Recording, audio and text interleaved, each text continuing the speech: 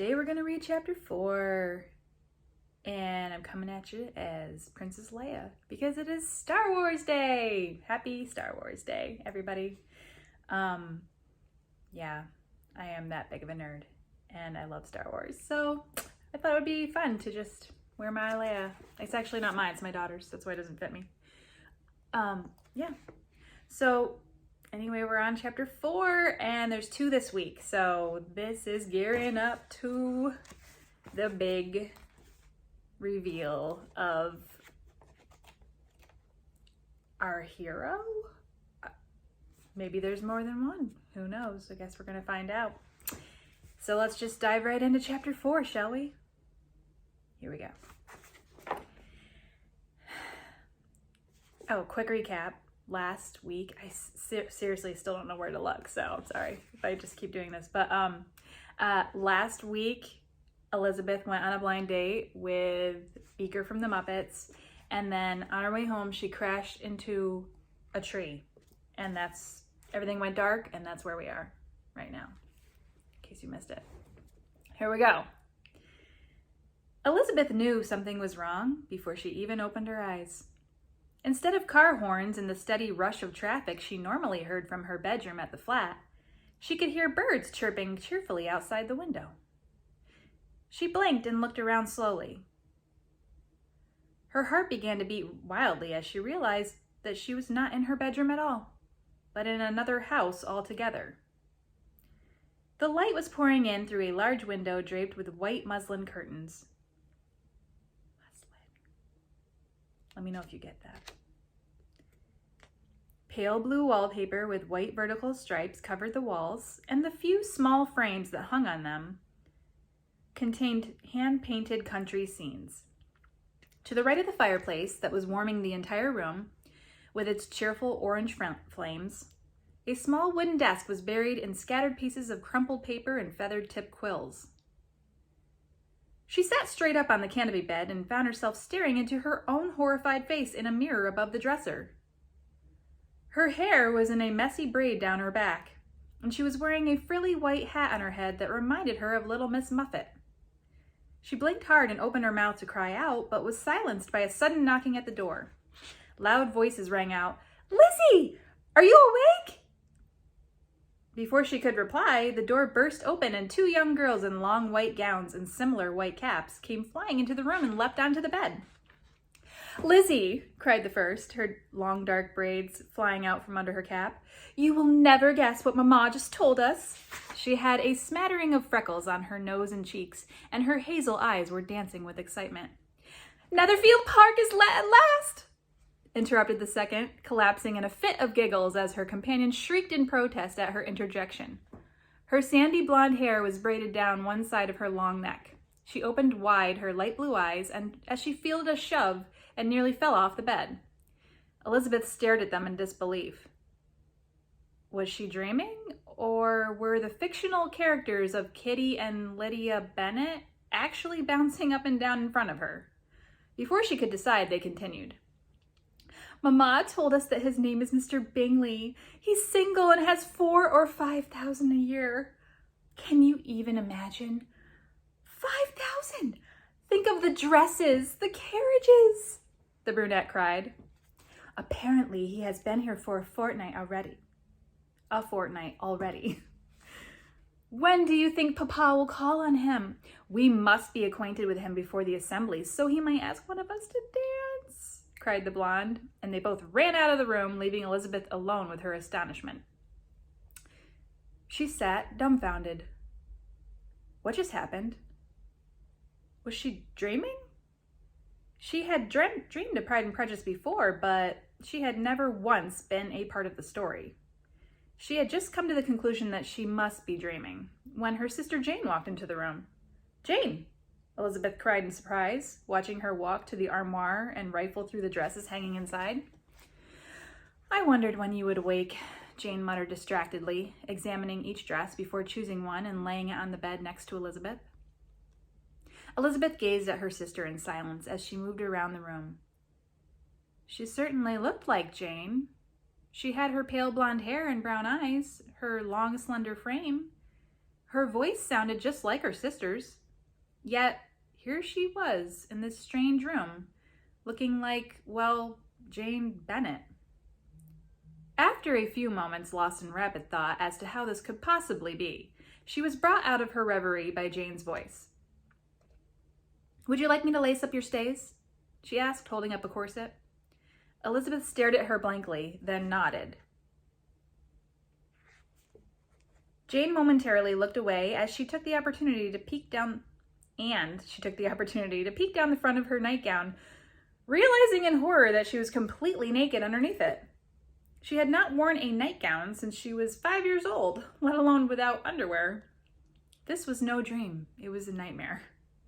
She was instantly reminded of a recurring dream she had where she was naked in front of her entire high school singing "The Sun Will Come Out Tomorrow" during the finale of the school play. Was this going to be a similar situation? Reluctantly, she began to pull it over her head. "You are still asleep, I think," Jane said as she pulled the chemise back down and handed her a petticoat. She gestured for her to put it on, and Elizabeth obeyed. She pulled it over the chemise and settled it. I think I'm saying that right, by the way. Chemise. Let me know if I'm saying it wrong. And settled it on her hips. Jane then helped her into the corset. She put her hands on her shoulders and turned her around, tightening the snake-like strings that held it together in the back and pulling them hard. Elizabeth gasped for breath as her ribcage felt in danger of collapsing. "I laid out a dress for you. Now make haste and hurry down to breakfast. Apparently Mamma has news of our new neighbor, Mr. Bingley. I am most anxious to hear what he is like. He sounds amiable, does he not?" She hurried for the door before closing it after her, leaving Elizabeth alone once more. Realizing that she had been standing completely still for over a minute, Elizabeth closed her gaping mouth and picked up the simple cotton morning dress that Jane had laid out. Momentarily forgetting her fear and confusion, she pulled it over her head. It was white with long sleeves and a few buttons down the center near the neckline. She twirled a few times and, feeling the cold air go up her skirt, remembered that she had nothing on underneath. She searched for some underwear, trying to think what they might have looked like back then. She was fairly sure at some point women had worn pantaloons, but was it in the early 1800s? After finding absolutely nothing in the dresser drawers, she reluctantly came to the conclusion that they must not have worn anything at all. Unsure how she felt about that new piece of information that eluded her while enjoying the glamorized Hollywood version, she pulled on the knee-high stockings and ballet-type flats that she found in the armoire. Satisfied with her clothing, she turned her attention to her hair. She decided to twist it into a simple bun and stuck in a few of the pins she found on the dresser to hold it. Convinced she looked like a hot mess, she splashed some water from the basin onto her face and slapped her cheeks in an effort to wake herself up, then stared back at her pale reflection. If this is a dream, couldn't I at least have some mascara, some eyeliner, lip gloss, panties? Now completely dressed and semi-clean, she wondered what she should do. Oh my gosh, I'm so sorry. Her usual dreams were a smooth transition of events that were completely nonsensical and left her regretting that midnight snack of microwave pizza. This one seemed to leave it up to her to decide what happened next. Her stomach let out an enormous growl, and she took it as a sign that she should brave the unknown and go in search of sustenance. On her way to the door, she hoped there would be something she could eat without gagging. Didn't they have things like cold meat and whole fish for breakfast? As she made her way down the narrow stairway, the thought was pushed out of her mind by the sudden and alarming cry of an all too familiar voice. She peeked around the doorway into the dining room. She was shocked to see her own mother and father sitting at the table. Rubbing her eyes, she looked harder. Yes, that was definitely her mother.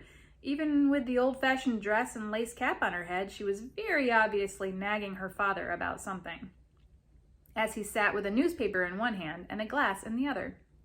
Jane was sitting at her side, calmly buttering a piece of bread. To her right, a young girl sat primly in her chair, her face completely obscured by the book she held in front of it. Elizabeth decided she could only be the middle Bennet sister, Mary. As she hesitated in the doorway, the same girls that had stampeded into her room came flying past her, confirming her suspicion. The Mary in the novel would never behave in such a flippant manner. They immediately began bombarding their father with questions. "Papa, when will you pay a visit to Mr. Bingley?" "Yes, Papa. Mamma said Sir William Lucas may already have, and then Charlotte and her sisters will be acquainted with him before we will be." Mr. Bennet sighed and laid the paper down on the table.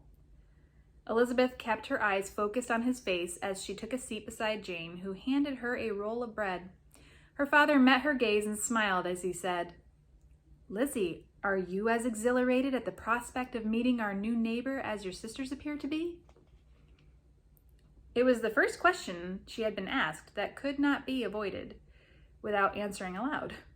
She cleared her throat and said, "Absolutely," with a nervous smile. She was worried that they would notice she didn't have an accent, but no one seemed to think it was strange as they went about their business. Feeling her tension melt away, she looked at her mother, who was muttering unintelligible nothings under her breath and buttering her bread violently. Yeah, that seems about right. It was so strange to be sitting down to a meal with her family, and yet somehow they were not her family. She began to feel extremely lonely, though she was surrounded by people. "He's sure to be handsome, do you not think?" Lydia sighed. "It seems to me he could be as unfortunate as one of our pigs in their pen, as long as he has a fortune, at least according to your mother," her father replied with a smirk. "I am certain that she is most assuredly going to marry one of you off to him, if she can succeed in such a lofty endeavor." He cleared his throat. "I must say, however, that I find him to be a very fortunate-looking gentleman." Everyone at the table jerked their head upward and turned to look at him. "What is the meaning of this?" their mother cried, aghast. "How is it you have formed any such opinion without an introduction?" "I would never assume to judge the looks of anyone without one, my dear," their father replied calmly, smiling at her astonishment. "Are you saying that you have paid a visit to Mr. Bingley, Papa?" Kitty asked excitedly. "Mr. Bingley and I have been the closest of acquaintances for nearly 3 whole days," said Mr. Bennet slyly. "I paid him a visit as soon as I knew him to be settled at Netherfield, as I knew my dear wife and daughters would not rest until I had done so. I simply wished to get it over with. I would imagine he should be returning the favor any day now, so you will all be able to judge for yourselves all of his charms. Now, I will take my leave, so that I may retreat to the serenity of my library before the deafening jubilation commences." Mr. Bennet then rose from his chair and kissed his wife on top of her head. Turning to look at Elizabeth, he winked at her and then left the room. As Elizabeth watched him go, a wistful feeling came over her. She had had enough of this dream. She wanted to wake up and see her actual parents, not this Alice through the looking glass version. Then she realized with sadness that even if she did wake up, they were still separated by an entire ocean. At least she would be able to tell Jane that in her dreams she was sweet and mild-mannered and wore her hair in ringlets, a far cry from her typical messy buns, ripped jeans, and loudmouth sarcasm. As her mother and the rest of the girls squealed their delight and paraded around the room shouting things like, "How tall will he be?" and "We should invite him for dinner," Elizabeth quietly left the room and searched for the front door. As she stepped outside into the sunshine, she was met with the most glorious silence and felt that at least she would be able to think. She walked until she came to a massive willow tree, then sat down against the trunk and wrapped her arms around her knees. She thought hard, desperate to remember the last thing that happened to her before falling asleep. What had happened to cause her to sleep so deeply that she would have such an elaborate and realistic dream? Suddenly, as if struck by lightning, she remembered. She had been driving back home from the restaurant. She remembered seeing the other car coming toward her, the horse running out in front of her car, and then crashing into the ditch. Horrified, she realized that she could remember nothing after that, which must mean that she was either dead, and this was the afterlife, or she was unconscious, and her mangled brain had concocted this delusion of a fantasy. Either way, she was in major trouble. She stood up and began pacing frantically, her heart pounding in her chest. Okay, if she was dead, surely she wouldn't be able to hear her own heart beating, right? It must be that she had hit her head and lost consciousness in the accident. Yeah, that sounds better than being dead anyway. I'll just go with that. How long would she be stuck in this imaginary Jane Austen world? She found it ironic that she had spent much of her life dreaming of living in one of her novels, and now that she actually was, at least for the time being, she desired only to return to the messy and imperfect but somehow comforting real world. As freaked out as she was at the moment, she did have to commend her brain on choosing the original Pride and Prejudice novel as the subject for her imaginings. At least it wasn't Pride and Prejudice and Zombies, which she had made the terrible mistake of reading during a thunderstorm and then had to lock in the closet for her own safety. Trying to think of a way to force herself back into consciousness, she remembered the terrible fall from her horse when she was 16. She had been riding for 10 years at that point and had been in numerous competitions, so the jumps that day should have been easy for her. They were easy, until the final jump, when a horn blast spooked her horse and he threw her off. In addition to the severely broken leg and collarbone, she had hit her head on the ground, and even with her helmet on, she was rendered unconscious for about 10 minutes. When she finally came to, she was never able to get back on a horse again. But maybe in order to reverse her current situation, she needed to hit her head once more, sort of be knocked back into consciousness. Considering the circumstances, she decided it was worth a shot. She looked around for a way to accomplish it and considered the tree that she was sitting beneath. It had lots of low boughs that would make climbing relatively easy. She hoisted herself up onto the lowest branch, which was not a simple feat in an Empire waist dress. She sincerely hoped no one was watching her, as she was fairly sure climbing trees did not qualify as a proper activity for a Regency lady. About 15 feet up, she began to worry just a little. Would this hurt? She didn't think it could be possible to feel pain in an unconscious state. Nothing that happened in her mind could actually hurt her, right? As she was mulling it over, something appeared in the corner of her eye that grabbed her attention. It was a figure coming toward her from the fields in front of the house. It was so small that at first she couldn't tell what it was, but as it grew closer, she could see that it was someone on horseback. Mr. Darcy? She took one hand off of the branch to shade her eyes in hopes of seeing his face and leaned forward. Just before she could make out his features, she heard a large crack and felt the branch that she had been balancing on give way beneath her. She screamed, then fell a few feet before grabbing onto another branch. The muscles in her arms cried out in protest as she held on for dear life, her feet dangling 10 feet above the ground. She quickly came to the terrifying realization that this was going to hurt. A lot. The man on horseback heard her screams and raced over to the tree. He jumped down from his horse and ran till he was standing beneath her and yelled, "Are you all right, miss?" "Oh, I'm just fine," Elizabeth said in a determinedly casual voice. Her fingers began to slip. "You're probably wondering what I'm doing in this tree." "Admittedly, I am, but any explanation can surely wait until you are safely on the ground," he cried. "I am going to come and get you. Hold on." "Oh, no, that's all right," Elizabeth shouted, remembering in horror that she had nothing on beneath her dress. As she struggled to kick her skirt between her legs, her hand slipped off of the branch. She screamed again as she fell completely out of the tree. The stranger threw out his arms, and she landed directly on top of him, causing them both to fall backward roughly onto the ground. After catching his breath, the man quickly leaned toward her and cried, "Are you injured?" Elizabeth didn't even have a chance to appreciate the romance of the situation.